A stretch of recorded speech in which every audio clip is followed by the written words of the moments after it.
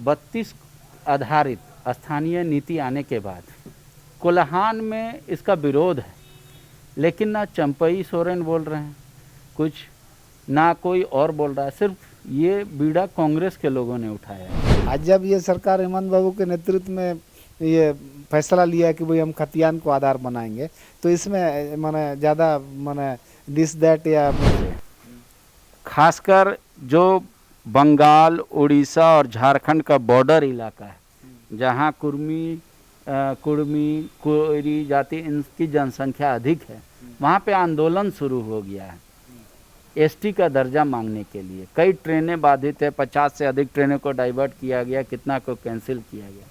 दीपक बिरुवा का क्या मानना है इस? हेमंत सरकार ने 2 फैसले लिए हैं अभी तत्कालिक पिछले कैबिनेट में, 1932 आधारित खतियान स्थानीय नीति और दूसरा रिजर्वेशन। हमारे साथ जेएमएम के विधायक हैं दीपक बिरुवा। दीपक बिरुवा को अगर आप कई दर्शक नहीं जान रहे हैं तो इनको जान लीजिए। भले ही इनकी उम्र कम हो, लेकिन इनकी एक अपनी समझ है, और सबसे बड़ी बात ये काफ़ी पहले स्टडी करते, पढ़ाई करते, फिर किसी विषय को उठाते हैं। दीपक दा, 32 आधारित स्थानीय नीति आने के बाद कोल्हान में इसका विरोध है, लेकिन ना चंपई सोरेन बोल रहे हैं कुछ, ना कोई और बोल रहा है, सिर्फ ये बीड़ा कांग्रेस के लोगों ने उठाया है। इसके पीछे क्या वजह है? राज्य निर्माण के समय जो उद्देश्य रहा है कि यहाँ के मूल वासियों को नौकरियों में और दूसरे चीज़ों में प्राथमिकता मिले, उनका हक जो है ना उनको मिल सके, यही राज्य निर्माण का उद्देश्य भी रहा है। और आप जान रहे हैं कि जब बिहार राज्य पुनर्गठन विधेयक पार्लियामेंट से पास हुआ तो उसमें सेक्शन 54 जो है ना ये बोलता है कि जो भी चीज़ें बिहार में विद्यमान है वो सारे चीज़ झारखंड में लागू मानी जाएंगी। तो मेरा कहना है कि बिहार में जब लास्ट सर्वे सेटलमेंट का भू रिकॉर्ड जिसके पास होगा वो वहाँ का स्थानीय होगा, वहाँ का मूल निवासी होगा। और नौकरियों में 3rd और 4th ग्रेड की नौकरियों में आज भी जो विज्ञापन आता है उसमें यही आता है बिहार में कि भारत देश का नागरिक हो, लेकिन बिहार का स्थायी निवासी हो, मूल निवासी हो, उनको उसमें प्राथमिकता दी जाएगी। प्राथमिकता या रिजर्व? हाँ, तो रिजर्व उनको बोला जाएगा, प्राथमिकता मना रिजर्व ही आप उनको कहेंगे। तो मेरा कहना है कि भाई झारखंड राज्य दादा इसको ऐसे समझाइए हमको, जैसे बिहार में सिर्फ बिहार के लोग भर सकते हैं फॉर्म आपके अनुसार, तो प्राथमिकता में तो ऐसे हो जाता है कि जब दीपक बिरुवा को भी 50 नंबर आएगा, मनोज पांडे को भी 50 नंबर आएगा, तो दीपक बिरुवा जी का होगा। और लेकिन आपको 51 नंबर आया, हमको 50 नंबर आया, तब तो प्राथमिकता कहाँ मिलेगा? नहीं, इसमें 3rd और 4th ग्रेड में कम बात कर रहे हैं कि 3rd और 4th ग्रेड में जैसे उड़ीसा में, बंगाल में, बिहार में जो चीज़ें हैं वो लागू है। तो कहना है कि बिहार पुनर्गठन विधेयक से ही हम लोग झारखंड का गठन किए। जब बिहार में जो चीज़ लागू है तो झारखंड में भी लागू होना चाहिए। इसलिए खतियान को आधार बनाने का सरकार निर्णय लिया है, वो जो है ना स्वागत जोगा, राज्य निर्माण के समय का उद्देश्य भी रहा है।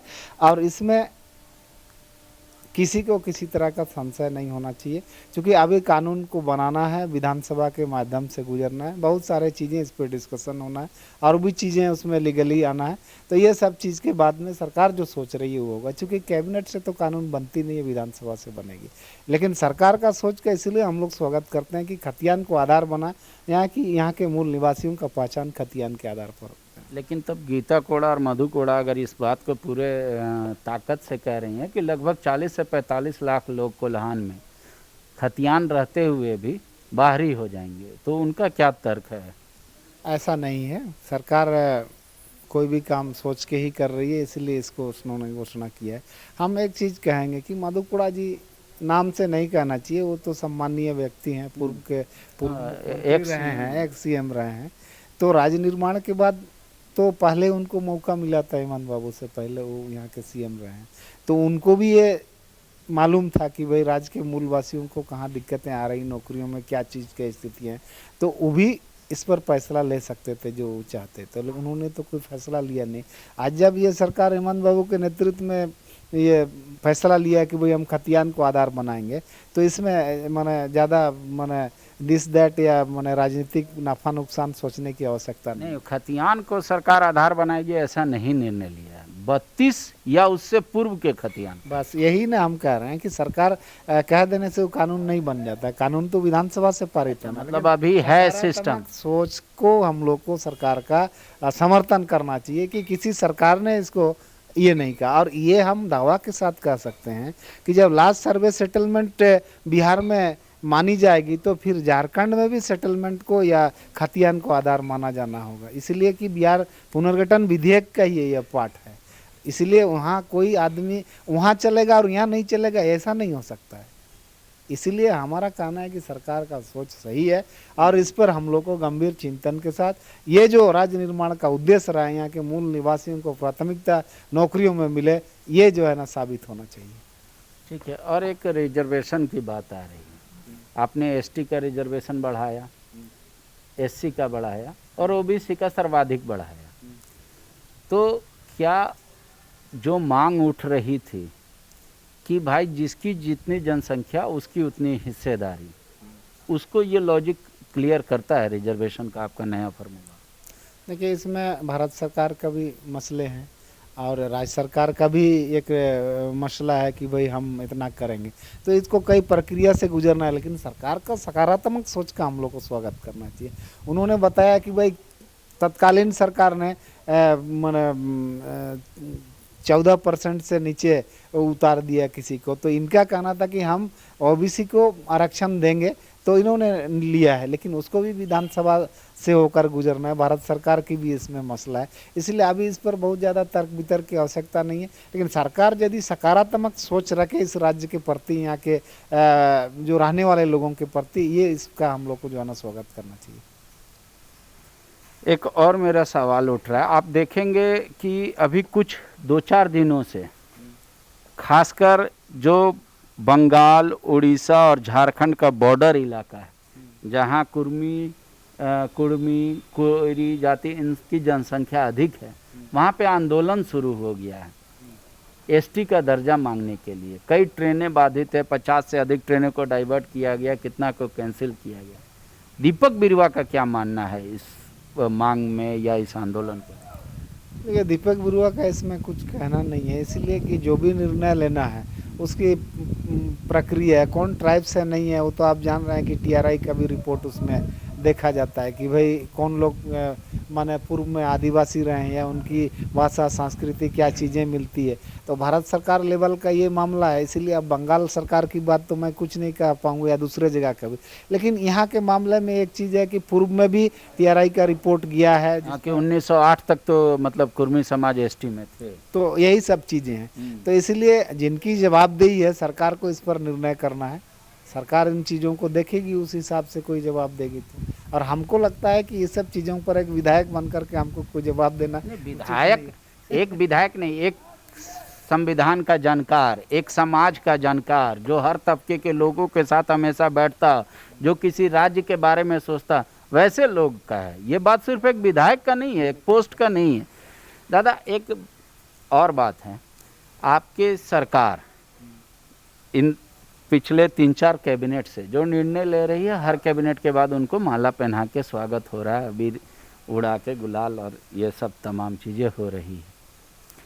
क्या आपको वाकई में लगता है कि पुल, पुलिया, सड़क, ये सब तो कोई भी सरकारें आती है बनाती है, पॉलिसी लेवल पे ये सरकार सबसे बेहतर है? देखिए, 2 साल तो 2.5 साल मोटा मोटी कोरोना में जो आपदा हुआ देश के स्तर में, उससे सही में सरकार भी परेशान है, यहाँ की जनता भी परेशान थी। लेकिन जैसे ही स्थितियाँ बदला है, सरकार का प्रयास सकारात्मक है, उन्होंने कुछ करने का प्रयास किए। तो इसीलिए हम कहेंगे कि ये जो निर्णय सरकार ले रही है उसको निश्चित तौर पर अमल में लाया जाना चाहिए, और जनहित के मुद्दों पर सरकार मुखर होकर काम कर रही है, तो इसका स्वागत होना चाहिए। कोई इसको विपक्ष वाला कह रहा है डर की वजह से ले रहे हैं। नहीं, डरने की बात नहीं है, वो तो बात बोल ही चुके हैं कि हम आंदोलनकारी का बेटा हैं, कोई चीज़ से घबराते नहीं है। तो बात तो सही है भाई, जो लोग लड़ा है इस राज्य के प्रति उनको तो संवेदना रहेगा इस राज्य का बेहतरी हो, और हम समझते हैं कि इस माहौल को हेमंत बाबू बहुत अच्छी तरह से बचपन से देख रहे हैं। इसीलिए अब उसको तुरंत में आलोचना कर देना ठीक नहीं, अभी सरकार के पास वक्त भी है और इसको थोड़ा काम करने दीजिए, उसके बाद हम लोग समीक्षा करेंगे, जनता भी समीक्षा करेगी। एक आखिरी सवाल, कुछ लोग मांग कर रहे हैं कि जब तक ये स्थानीय नीति ऑलरेडी परिभाषित नहीं हो जाती, सब कुछ हो नहीं जाता, तब तक नियोजन रोका जाए। नहीं, इस बात में तो दम है आपका, इसलिए कि बहुत सारे लोग ये सारे चीज़ कोर्ट के लपड़ा में ये सब होने से बहुत सारे लोगों का रोजगार प्रभावित हुआ है। जो लोगों को उसका हक मिलना चाहिए उसका एज चला जा रहा है, कहीं ना कहीं कोर्ट से जो है ना लपड़ा हो जा रहा है, तो लोगों को रोजगार भी नहीं मिल पा रहा, उनकी नौकरियां भी खटाई पर है। तो निश्चित तौर पर जब सरकार का सकारात्मक सोच है तो इन चीज़ों को ध्यान में रख के उन लोगों को भी मौका मिले और इसको स्पष्ट किया जाना चाहिए। मतलब नियोजन नीति में भी अभी होल्ड करना चाहिए, संशोधन करना चाहिए। हाँ, उसका एक वैकल्पिक रास्ता बनाना चाहिए सरकार को। मतलब क्या आप बोल रहे हैं, एज रिलैक्सेशन दे अगर जरूरत हाँ, पड़े। ये एज रिलैक्सेशन का मामला भी आता है और भी चीज़ें आता है। मैंने समीक्षा के बाद जो है ना इस पर सरकार को ठोस निर्णय लेना चाहिए। स्वागत करते हुए आप जब करना चाह रहे हैं मूल निवासियों को उसका हक मिले तो उसके अनुकूल जो है ना आपको सारी चीज़ों को समीक्षा करके उस पर जो है ना कोई मैंने स्पष्ट ये बनाना चाहिए जिससे कि सभी लोगों को इसका मौका मिल सके। शुक्रिया। दीपक बिरवा जी का मानना है कि कैबिनेट ना तो कोई कानून बना सकती है और ना ऐसा बनने वाला है, लिहाजा जिनको भी आपत्ति है या जिनको अभी सुझाव है वो विधानसभा के पटल पे जब इस कैबिनेट का फैसला को रखा जाएगा उस समय दे। अगर सरकार उचित समझेगी तो उसको एडॉप्ट भी करेगी, लेकिन मूल बात यही है कि यहाँ के स्थानीय कौन होंगे उसका परिभाषित करना ज़रूरी है। कह रहे हैं जो बिहार में हम उसी को कर रहे हैं, कोई अलग से नहीं कर रहे हैं, ताकि किसी की हकमारी ना हो और झारखंड गठन का उद्देश्य भी पूरा हो। शुक्रिया। विवेकानंद विद्या मंदिर स्कूल एक CBSE affiliated English medium coed school है। हम शिक्षा के साथ संस्कार देते हैं। thefollowup.in. Like, share and subscribe. www.thefollowup.in